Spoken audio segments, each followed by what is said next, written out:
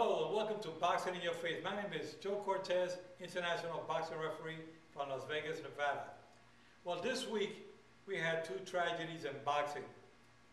One of the losses is Johnny Tapia. Johnny Tapia was known as Mi Vida Loca type of a fighter. He had a great career in boxing, but had a very sad upbringing. And Johnny Tapia was always in the hearts of the fans, even though he was the bad guy in boxing, but the fans loved him because of the way he grew up. I mean, he saw his mother get murdered. He was into drugs himself, had OD on numerous occasions. They gave him up for dead a number of times because of his ODs on drugs. But Johnny was the spirit of boxing. Came from New Mexico, and Johnny was just a fighter that you had to love him because of the spirit that he had. I mean, he came into that ring and gave you your money's worth. He came in there and gave it all he had, whether he was getting beat, and most of the time he was winning. Johnny won the Super Flyweight Championship in 1995, and he defended his title 12 times. He was an unbelievable fighter. He came to fight, and when Johnny was in that ring, he had tattoos all over his body, and he always raised his hand up every time he wanted the crowd to cheer him on. He would root on for his fans. He was unbelievable. And Johnny winning the Super Flyweight Championship, then he had a unification fight with Danny Romero at the Junior Bantamweight Championship, and he unified the title. That was an IBF title. I mean, Johnny was just an unbelievable fighter. I mean, moving up in 1998 to the Bantamweight division. I mean, when he beat Danny Romero, it was a tough fight, but he was able to unify the title. But in '98, he moved up, and that's when he moved up to the Bantamweight division, and he fought a fellow by the name of Natu Yakananu. Anyway, it was a great fight for Johnny Tapia, winning the WBA's Super Bantamweight Championship. Johnny was unbelievable. He had a 59-5 record with 2 draws. I mean, those 2 losses, 2 draws that he had was he was always in a big fight. I mean, when Johnny fought the big boys, the big names like Barrera and Paulie Ayala and Danny Romero, he didn't reach the top of his game that night, but he gave the fans a fight that they came to see. But when he won that defended his title 12 times as a super flyweight, tell you a lot about Johnny Tapia. I mean, he was an unbelievable young man. Every time you saw him at the fight, he would always embrace you. He would hug you like if he didn't want to let you go. You know, he was just that kind of individual. And Johnny will be sadly missed by all the boxing fans because of his charisma and his excitement, and he had the heart of a lion, if you would say, a heart of a lion in that ring. As tiny as he was, but he came to fight. I mean, you can put him up there as one of the top, best, exciting fighters in the history of boxing. Johnny's name will be on the top list. Now, Johnny passed away this past Sunday. They found him dead in his home, and he's been found on numerous occasions. They thought he was dead, like I said before, and that he had OD on drugs. He was on heroin. He was you name it. But Johnny tried to get his act together and never seemed to really get out of it. The demons were always inside of him. The only place he really felt comfortable and felt like he was in paradise was in that boxing ring. You know, he had so much fun in that ring. It was just like a fighter that came up with his energy.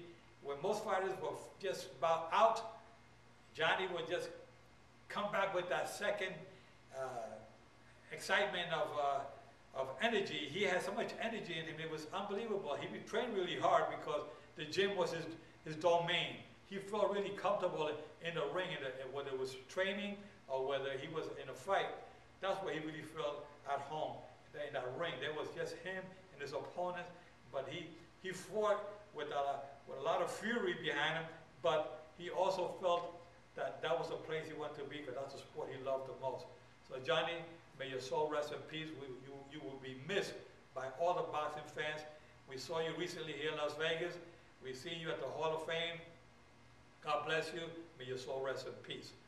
Now we're going to go talk about a fighter, another fighter that was going to be fighting in September here in Las Vegas against Canelo Alvarez. And that's the great Paul Williams, a three-time or two-time world champion. And Paul Williams, he beat Sergio Martinez the year before last, and then they had a rematch, and Sergio was able to stop Paul Williams. But Paul Williams was known as the Punisher. He was a fighter that had the height, the speed, he had the power, and he was very, very elusive in our ring. And I mean, he was about 6'2", being a welterweight and junior middleweight champion. He was really a tough fighter to be up against. Well, Paul Williams, this past Sunday, the same day that they found Johnny Tapia, that same day, Paul Williams was involved in a motorcycle accident. And they say that from the news that we've gotten lately is that he'll be paralyzed from the waist down. In other words, he will be a paraplegic. And paraplegic is an individual that's from the waist down, you don't feel anything. I have a daughter who's a quadriplegic from an auto accident in 1996. And she's a quadriplegic, that means she's paralyzed from the chest down. Well, Paul Williams, being that he's paralyzed from the waist down, he'll have arm movement, good hand motor motion, that'll be good for him. My daughter doesn't have fine motor. Paul Williams will, hopefully, it's misdiagnosed on the evaluations from the doctors this past Sunday. Because I've had friends that have been in auto accidents, and they said that they will never walk again, and 4 or 5 months later, they start getting that feeling back, and they were walking again. So hopefully that will be the same for Paul Williams. But I feel that me being involved and knowing about paralysis, people that suffer from paralysis, being that they need help, I want to see if we can try to form some kind of a group that we can help Paul Williams out, and those individuals that are suffering from paralysis, and we can form some kind of an association or foundation to try to help Paul Williams out so that he can get back on his feet. He loves the sport, and maybe whatever happens, we wish him the best, but we would like to keep him in the sport of boxing, because we know that's a sport he loves so much as well. So if we can create some kind of a foundation, you guys can reach me at my website, favorfirm.com, or go to boxinginyourface.com, send me a note, or on Facebook, just send me an email and let me know what you want to do. I think I have had 2 individuals already contacted me last night when I put a note on Facebook in reference to getting some support and a group to maybe help Paul Williams out with his necessities in the near future. The thing is that he has to get into therapy, and he will go to all kinds of different programs to give him back a little bit of what he needs to get along in life. You got these physical therapists that work with you on a daily basis, and that's what Paul Williams will be doing in the next couple of months, for the next couple of months, to see what he can get back. Hopefully he start getting some movement or some feeling on his bottom part of his body below his waist. So it's not an easy thing. Nobody really realizes it until it hits home. And I know from experience, having my daughter who's a quadriplegic, but you guys can do a little research on paralysis, and you see about individuals who are quadriplegic or just suffering from any kind of paralysis. It's a sad thing, but it doesn't mean that it's the end of the world. My daughter is very focused. She drives her own car, even though she's paralyzed from here down. She's been driving her own car for the last 8 or 9 years. So there is hope for individuals. It could be worse. Could have been worse for Paul Williams. I mean, Diego Corrales, about 3 or 4 years ago, he died in a motorcycle accident as well. So, you know, it's sad. These motorcycles is not the safest thing to be riding around in. You know, it's sometimes not even your fault. From what we understand, Paul Williams was trying to avoid somebody coming in his direction. He tried to maneuver his way out with the motorcycle and went off an embankment, and that's how the accident, how he broke his back. But we have to try to get support for individuals like this, like Paul Williams and Johnny Tapia, you know, his family. Our heart goes out to you guys.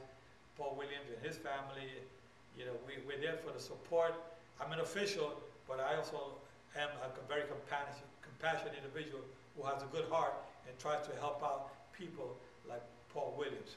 So with that said, guys, God bless you. Let's say a prayer for Paul Williams and a prayer for Johnny Tapia, two great champions. God bless you.